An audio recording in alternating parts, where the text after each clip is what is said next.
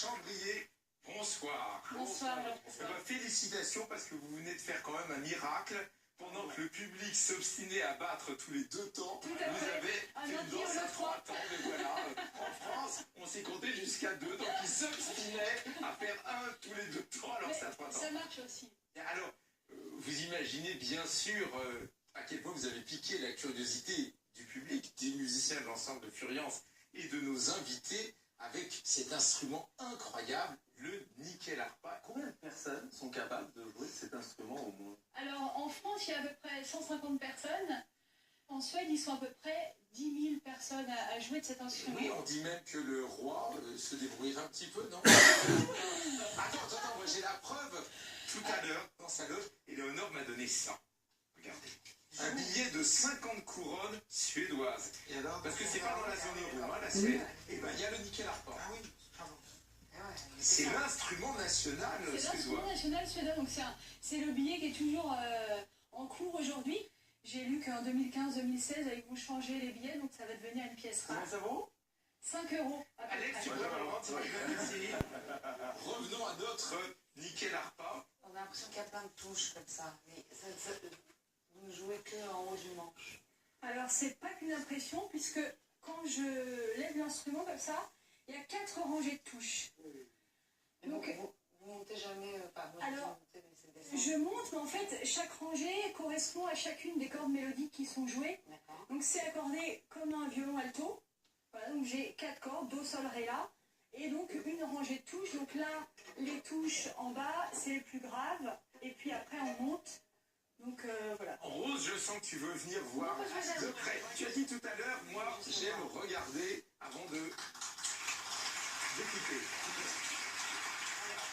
Je voulais savoir pourquoi vous ne jouez jamais par ici. Ah bah, là, sur ce morceau, voilà. Mais par ici, c'est les aigus, en fait. Moi, déjà, une chose qui me frappe, c'est que, en fait, il y a énormément de cordes. Mais il y en a que, si j'ai bien compris, 4 qui sont des cordes pour jouer. Voilà, il y en a 4 qui sont des cordes mélodiques et il y en a 12 qui sont des cordes sympathiques. Donc c'est un instrument très sympathique. C'est un instrument très sympathique. Alors, ces cordes-là, donc je les touche pas ni avec le clavier ni avec l'archet. Et quand je produis un son, il y a la corde qui correspond, qui rentre en résonance, qui amplifie naturellement l'instrument. Mais est-ce qu'on peut jouer de la musique classique avec ça? Alors, tu disais que c'est l'accord de l'alto. Ah non, on peut jouer ce qu'on veut dessus, il n'y a pas tellement de limites. Tu nous joues un peu de Bach, par exemple? Alors, je veux bien, je vais prendre l'autre. Comment ça, l'autre? Il y en a... Oh, il y a le grand frère. Voilà, il y a le grand frère qui est... Surtout quand elle joue, ça l'a tellement fait... C'est-à-dire, on dirait qu'elle fait de la guitare, comme si elle grattait un peu comme ça, et en même temps, c'est des sons. Alors, le grand frère, c'est un nickel harpa ténor, donc plus grave. Voilà, donc même système de clavier, même quand je parle dedans, ça sonne.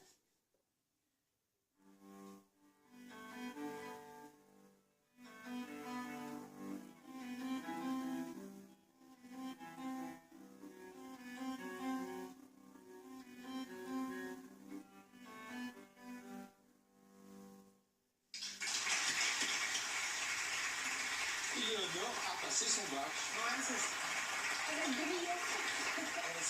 C'est un instrument sympathique. Gaëdic peut-être moins sympathique finalement. Il n'a que des cordes dont il se sert. Regarde, je vais peut-être te surprendre. Ah, une guitare Picasso, là, autre chose. Ça va beaucoup plaire. Parce que, Rose, dans tes arrangements de chansons, il y a presque toujours 2 guitares. Et tu sais qu'en tournée, bon, quand même, 2 guitaristes, ça coûte cher. Donc là, avec une guitare à double manche, moi, Gaëdic, c'est super économique, non? Malheureusement, j'ai pas 3 mains du côté gauche. Alors, de toute façon, comment tu fais pour jouer en même temps? Ah oui, c'est vrai, les 2 manches à la fois. Ah, les 2 manches à la fois, Jamais. ça peut être possible, c'est pas l'utilité principale. En fait, c'est une guitare et une mandole. Et en fait, l'intérêt, pour moi, c'est de pouvoir passer de l'un à l'autre, éventuellement dans un même morceau. Et si c'est pas le cas, si je ne joue que sur un seul des manches, j'ai toujours les résonances sympathiques qui me permettent de rivaliser à peu près avec un tel instrument. Ils sont quand même très sympathiques tous les deux. Hein. Moi, je me dis que finalement, je vais leur rendre leurs 50 pour Je me disais une chose. Oui. Qu'est-ce que ça donnerait si tu essayais de chanter un petit peu avec le nickel harpa et la guitare double? Voilà. Oui, voilà, donc tu te mets au son. ressens. Qu'est-ce que je dois faire? Tout à l'heure, on parlait de la liste. Tu chantes la liste. D'accord. Avec ça, c'est pas mieux. Aller à un concert, au pas de ma chambre en bas, boire de la vodka, aller chez Ikea, train décolleté, louer un meublé et puis tout massacrer. Pleurer pour rien, acheter un chien, faire semblant d'avoir mal, mettre les voiles, fumer beaucoup trop, prendre le métro et te prendre en photo. Jeter tout par les fenêtres, t'aimer de tout mon âme. Je ne suis bonne qu'à ça. Est-ce que ça te déçoit? J'ai rien trouvé. La raison, ça porte vraiment rien à voir. Mais c'est la liste des choses que je veux faire avec vous. Merci beaucoup.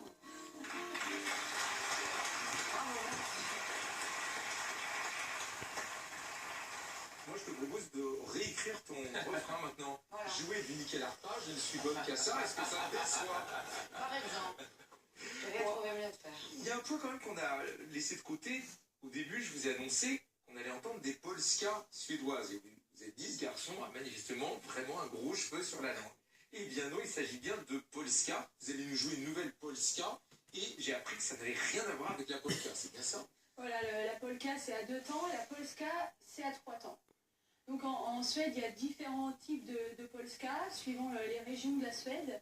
Et à chaque fois, c'est une danse à 3 temps, une danse de couple, où le pas de base, c'est vraiment 1, 3, 1. Non, en fait, polska, c'est la polonaise. C'est le même mot. Tandis que polka, ça vient du tchèque pulka, qui veut dire demi-temps. Tu sais, et 1, et 1, et 1. C'est ce et 1, ce demi-temps, qu'on dit pulka. Donc en fait, ça se ressemble, polka et polska, mais c'est pas du tout la même origine. Alors tout à l'heure, vous nous aviez joué une polska du sud de la Suède. Et maintenant, Oui. on entendait bien. Vous aviez c'était un endroit, voilà, un endroit où il fait, normalement froid, il fait juste -20. Et là, on va aller dans des terres où il fait au moins -40, -50. Mais ça s'adapte bien, le nickel arpa, au climat froid quand même, hein, comme des festivals à Chamonix ou des lieux comme ça. Ça sonne super, l'instrument il prend vraiment tout son essor. Je ne vois pas du tout de quoi elle veut parler. Il y a un festival à Chamonix. Je pense que mademoiselle va finir par jouer du nickel arpa dans une crevasse dans pas longtemps. Ça, c'est la prochaine chose que je veux faire. Mais sérieusement, à Chamonix, je vais descendre une dizaine de spectateurs avec des musiciens parce que les crevasses, à l'intérieur d'un glacier, ce sont comme des immenses cathédrales. Et il y a un son très particulier. Je rappelle que le festival d'André commence demain. Donc, festival de jazz, mais enfin le nickel arpa, la mandole guitare à manche double, enfin, tout peut faire du jazz, t'es d'accord? Absolument, surtout qu'on est dans un... Nous sommes dans des couleurs ethniques. Cette année, on va avoir des chanteurs mongols, on va avoir une chanteuse syrienne, on va avoir un joueur de stéril afghan. Non, ça, c'est pas vrai. Enfin, l'idée, c'est de faire une musique de chaman, voilà, dans la nature. Les concerts commencent à midi. Et on est dans des sites incroyables, entre 2000 et 3000 mètres d'altitude. Et ça inspire beaucoup les musiciens et les gens qui assistent à ça se disent il y a quelque chose d'une belle cérémonie païenne. Et en plus, tu as invité pas mal d'habitués de la boîte à musique, j'ai vu. Bah oui, le trio Joubran, Yaron Herman, Vincent Perrani. Et voilà, d'excellents musiciens. Et c'est oui, ils sont passés à la boîte à musique. Il va falloir que tu viennes, toi, une année. Hein. Ben, écoute, c'est promis.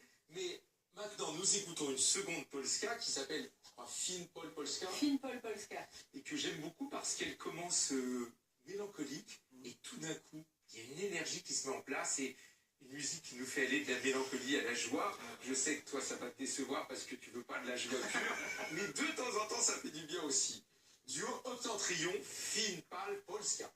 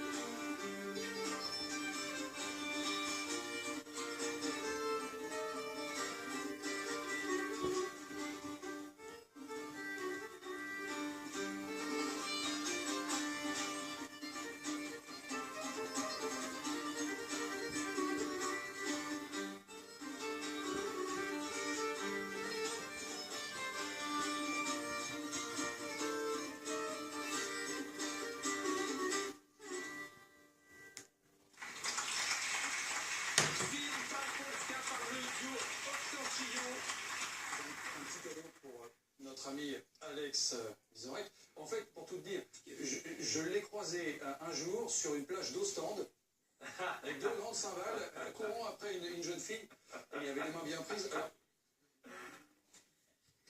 je vais lui faire ce petit cadeau. Qu'est-ce que c'est? Des petites cymbales. Vous êtes cymbaliste? Voilà, exactement. Ça me fait hyper plaisir. À mettre dans la poche. Les capis.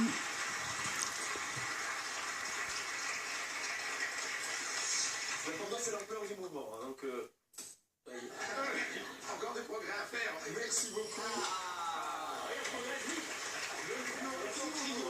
Merci beaucoup. À très bientôt. Et ben en plus, maintenant, te voilà doté de cymbales de poche. Il faut peut-être.